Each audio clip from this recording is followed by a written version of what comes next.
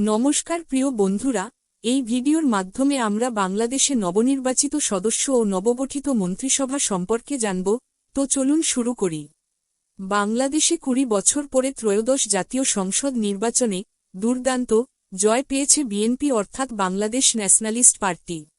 মঙ্গলবার রাষ্ট্রপতি মোহাম্মদ শাহাবুদ্দিন তারেক নির্বাচিত তারেক রহমানকে শপথবাক্য পাঠ করালেন।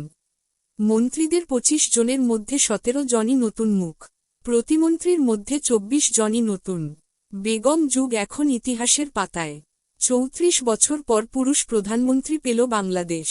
১৭ই ফেব্রুয়ারি মঙ্গলবার প্রধানমন্ত্রী হিসেবে শপথ নিলেন বিএনপির চেয়ারম্যান তারেক রহমান। রাষ্ট্রপতি মোহাম্মদ শাহাবুদ্দিন তাকে শপথবাক্য পাঠ করালেন।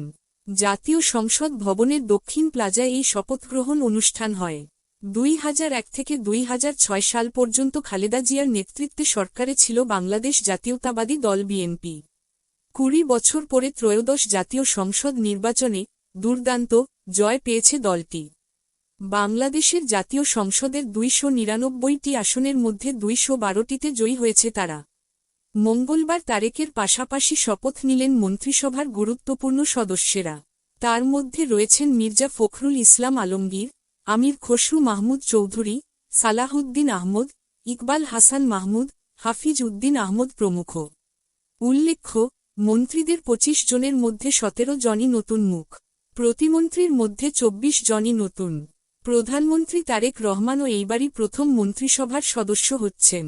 তারেক রহমানের শপথগ্রহণ অনুষ্ঠানে যোগ দিতে ভারতীয় বিমানবাহিনীর বিশেষ উড়ানে মঙ্গলবার বেলা ১২টা ৪৫ মিনিটে ঢাকা পৌঁছান লোকসভার স্পিকার ওম বিড়লা।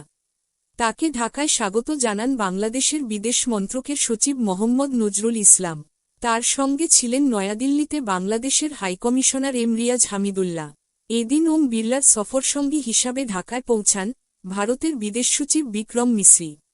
দীর্ঘ ১৮ মাসের অন্তর্বর্তীকালীন শাসনের অবসান ঘটিয়ে বিকেল ৪টায় জাতীয় সংসদ ভবনের দক্ষিণ প্লাজায় অনুষ্ঠানে প্রধানমন্ত্রী হিসেবে শপথ নেন তারেক রহমান।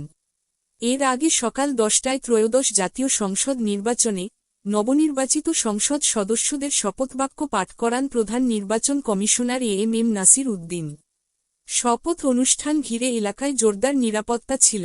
এমন আরও ভিডিও পেতে ও গুরুত্বপূর্ণ তথ্য জানতে চ্যানেলটি সাবস্ক্রাইব করে নিন। ভিডিওটি এতক্ষণ দেখার জন্য ধন্যবাদ।